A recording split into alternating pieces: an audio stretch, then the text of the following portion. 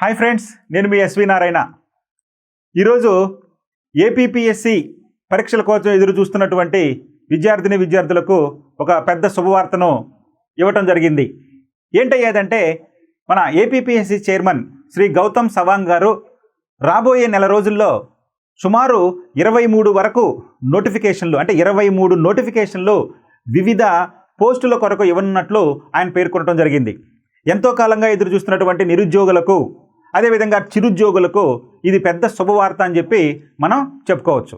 అయితే ఆయన మాటల్లోనే ఏం చెప్పారు, ఏ విధమైనటువంటి నోటిఫికేషన్, ఏ పోస్టులు వెలువడనున్నాయి, గ్రూప్ 1లో ఎన్ని పోస్టులు ఉన్నాయి, గ్రూప్ 2లో ఎన్ని పోస్టులు ఉన్నాయి, అదేవిధంగా గ్రూప్ 2కి సంబంధించి సిలబస్ని ఏదో మార్పులు చేస్తున్నారంట, అదేవిధంగా పరీక్షా విధానంలో కూడా మార్పులు చేస్తున్నారంట.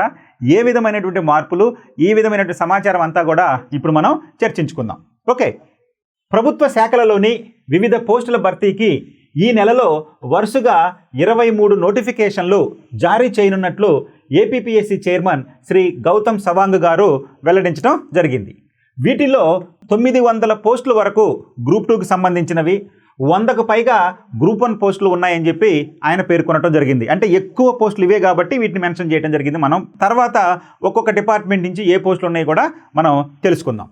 అయితే ఈ గ్రూప్ 1, గ్రూప్ 2తో పాటుగా degree college lecturers, polytechnic college lecturers, junior college lecturers వంటి పోస్టులతో కలిపి మొత్తం 23 నోటిఫికేషన్లు, అంటే డిఎల్కి సపరేట్గా నోటిఫికేషన్, జేఎల్కి సపరేట్గా నోటిఫికేషన్, పాలిటెక్నిక్ లెక్చరర్కి సపరేట్గా నోటిఫికేషన్, వివిధ శాఖలకు సంబంధించిన వాటికి సంబంధించి ప్రత్యేక నోటిఫికేషన్లు, ఇలా చెప్పుకుంటూ పోతే 23 నోటిఫికేషన్లు రానున్న కాలంలో మనకి రానున్నాయి. అదేవిధంగా మనం చూసాం తెలంగాణలో కూడా ఒకేసారి అన్ని నోటిఫికేషన్లు ఇవ్వడం జరిగింది ఎలక్షన్లకు ముందు. అదేవిధంగా మన రాష్ట్రంలో కూడా రాబోయే సంవత్సరంలో ఎలక్షన్లు ఉన్నాయి కాబట్టి ఇప్పుడు నోటిఫికేషన్లు ఇస్తున్నారు. సో వీటిని దృష్టిలో పెట్టుకొని అవి ఎగ్జామ్ జరుగుతుందా జరగదా ఇవన్నీ కూడా మీరు పక్కన పెడితే నోటిఫికేషన్లు ఇచ్చారు అంటే ఖచ్చితంగా ఆయా శాఖలలో అన్ని ఖాళీలు ఉన్నాయని చెప్పి మనకు అర్థమవుతుంది. కాబట్టి ఎగ్జామ్ ఎప్పుడు జరుగుతుంది, ఎగ్జామ్ జరిగిద్దా జరగదా ఇలాంటి ఆలోచనలన్నీ పక్కన పెట్టి మీరు ఖచ్చితంగా ప్రిపేర్ అయితే మీకు మంచి రిజల్ట్ వచ్చే అవకాశం ఉంటుంది. కాబట్టి మనం కావలసింది నోటిఫికేషన్ ఇచ్చారా లేదా, ఓకే ఎన్ని పోస్టులు ఉన్నాయి, మనకు ఎలిజిబిలిటీ ఉందా లేదా, ఈ రకంగా మీరు చూసుకొని మీరు ప్రిపేర్ అయితే మీకు కావాల్సింది ఒక పోస్టే.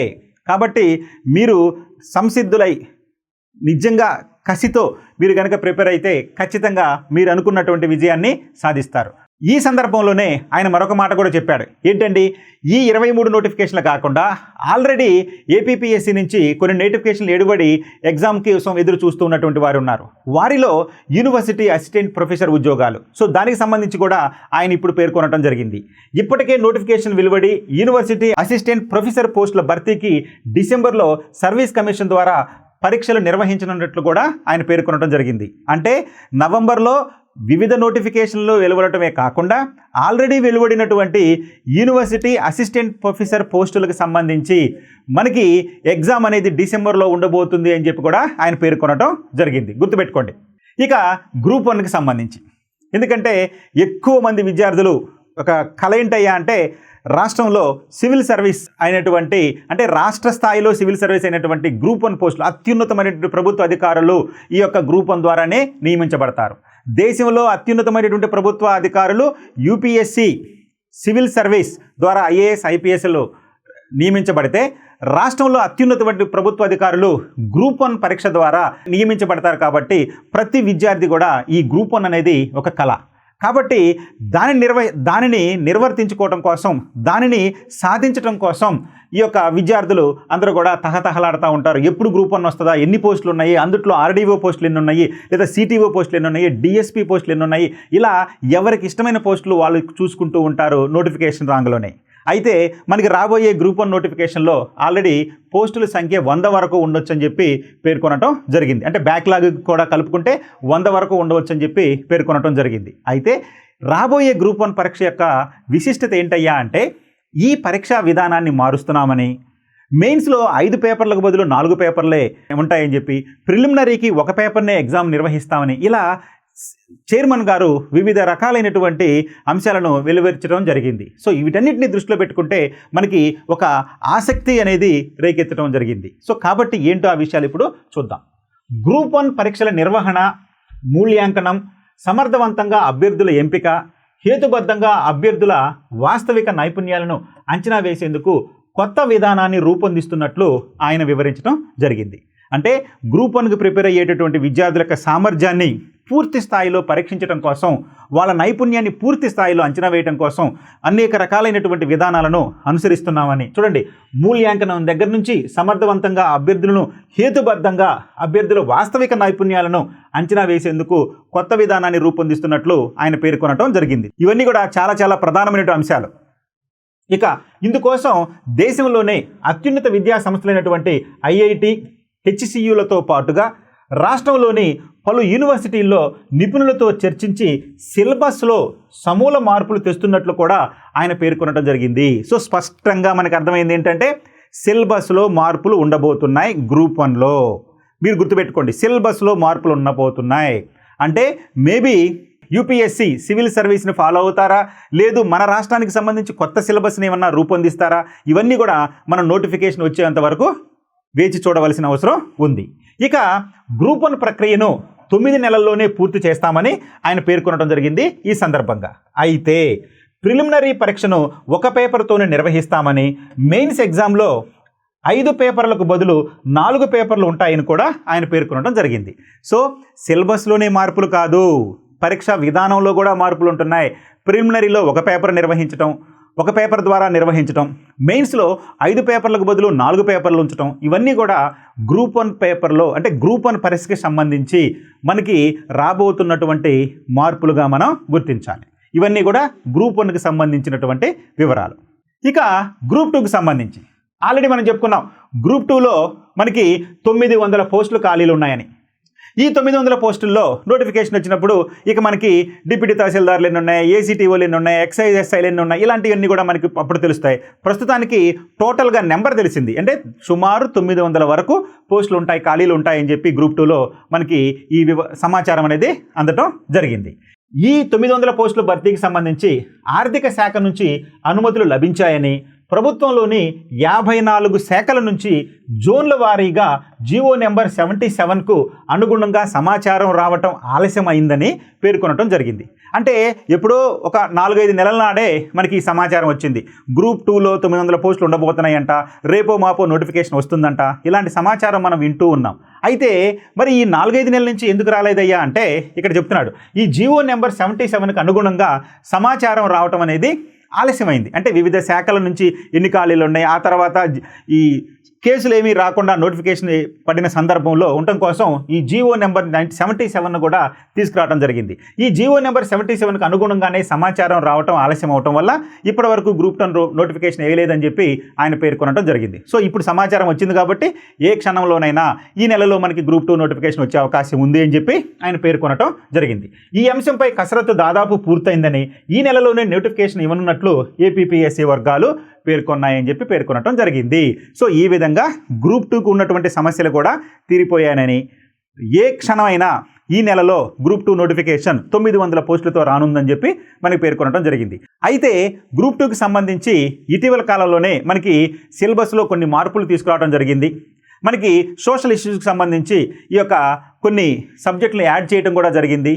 మనకి ప్రిలిమ్స్లో ఒక పేపర్ని, ఆ పేపర్లో మనకి సోషల్ ఇష్యూస్ అనేటువంటి సబ్జెక్ట్ని ఇంట్రడ్యూస్ చేయడం జరిగింది. అందులోనే జాగ్రఫీకి సంబంధించి కూడా ఒక 30 మార్కులకి ఒక సబ్జెక్ట్ని పెట్టడం జరిగింది, వరల్డ్ జాగ్రఫీని కూడా యాడ్ చేయడం జరిగింది. ఇలా మనకి ఆ సిలబస్కి సంబంధించినటువంటి వివరాలన్నీ కూడా మనం గత వీడియోలో చెప్పుకోవడం జరిగింది. అయితే ఈ మొత్తంగా కూడా గ్రూప్ 2కి సంబంధించినటువంటి సమాచారం. ఇక గ్రూప్ 1, గ్రూప్ 2 తర్వాత వివిధ శాఖల నుంచి ఇప్పటి వరకు మనకు వచ్చినటువంటి ఖాళీల వివరాలను కూడా మనకి న్యూస్ పేపర్లో అందించడం అనేది జరిగింది. మనకి చెప్పుకున్నాం, గ్రూప్ 2 వచ్చేసి 900 పోస్టులు ఉన్నాయని, గ్రూప్ 1 వచ్చేసి మనకి 89+ అంటే క్యారీ ఫార్వర్డ్ పోస్టులు, అంటే గతంలో పూలు కానటువంటి పోస్టులు కూడా మొత్తం కలుపుకుంటే 100కు పైగా ఉన్నాయని చెప్పి మనకి తెలుస్తూ ఉంది. ఇవి గ్రూప్ 1, గ్రూప్ 2కి సంబంధించిన వివరాలు. ఇకపోతే లైబ్రరీరియన్స్ ఇన్ ఏపీ కాలేజ్ ఎడ్యుకేషన్లో మనకి 23 పోస్టుల వరకు ఖాళీ ఉన్నాయి. డిగ్రీ కాలేజీ లెక్చరర్స్ వచ్చేసి 267 ఉన్నాయి. AP residential college JLs junior lecturers వచ్చేసి 10 ఖాళీలు ఉన్నాయి. ఏపీ రెసిడెన్షియల్ కాలేజ్ డిఎల్స్ వచ్చేసి మనకి 5 ఖాళీలు ఉన్నాయి. అదేవిధంగా టీటీడీ డిఎల్స్ జేఎల్స్ అంటే టీటీడీలో డిగ్రీలు అంటే టీటీడీ ఆధ్వర్యంలో నడుస్తున్నటువంటి డిగ్రీ కాలేజీ అదేవిధంగా జూనియర్ కాలేజీలో లెక్చరర్లు 78 వరకు ఖాళీలు ఉన్నాయి. ఇక ఇంగ్లీష్ రిపోర్టర్స్ ఏపీ లెజిస్లేటివ్ సర్వీస్లో ఇంగ్లీష్ రిపోర్టర్స్కి సంబంధించి 10 ఖాళీలు ఉన్నాయి. ఇక జూనియర్ లెక్చరర్స్ లిమిటెడ్ దీంట్లో 47 వరకు ఖాళీలు ఉన్నాయి.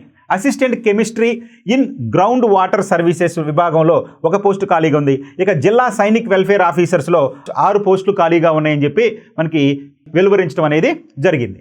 ఇక అసిస్టెంట్ ఎలక్ట్రికల్ ఇన్స్పెక్టర్స్ 3 ఖాళీలు, అసిస్టెంట్ ట్రైబల్ వెల్ఫేర్ ఆఫీసర్స్ 1 ఖాళీ, టౌన్ ప్లానింగ్ అసిస్టెంట్ డైరెక్టర్స్ 4 ఖాళీలు, సంక్షేమ శాఖలో అసిస్టెంట్ డైరెక్టర్స్ 2 ఖాళీలు, జూనియర్ అకౌంట్స్ ఆఫీసర్ కేటగిరీ 2లో 1 ఖాళీ, సీనియర్ అకౌంట్స్ ఆఫీసర్ కేటగిరీ 3లో 4 ఖాళీలు, జూనియర్ అకౌంట్స్ ఆఫీసర్ కేటగిరీ 4లో 6 ఖాళీలు, డిప్యూటీ ఎడ్యుకేషనల్ ఆఫీసర్ ఇది చాలా ఎక్కువ మంది బీఈడీ అయిపోయినటువంటి విద్యార్థులు ఎదురు చూస్తున్నటువంటిది డిప్యూటీ ఎడ్యుకేషనల్ ఆఫీసర్, డివైఈఓ అంటాం కదా, డిప్యూటీ ఎడ్యుకేషన్ ఆఫీసర్ 38 వరకు ఖాళీలు ఉన్నాయి. ఫిషరీస్ డిపార్ట్మెంట్లో ఫిషరీస్ డెవలప్మెంట్ ఆఫీసర్స్ 4 ఖాళీలు, జూనియర్ అసిస్టెంట్ జైళ్లలో మనకి 1 ఖాళీ, అదేవిధంగా పాలిటెక్నిక్ లెక్చరర్స్ 99 ఖాళీలు, పాలిటెక్నిక్ లెక్చరర్స్ వచ్చేసి 99 ఖాళీలు, ఇక లైబ్రరీయన్స్ ఇన్ మెడికల్ ఎడ్యుకేషన్లో 2 ఖాళీలు.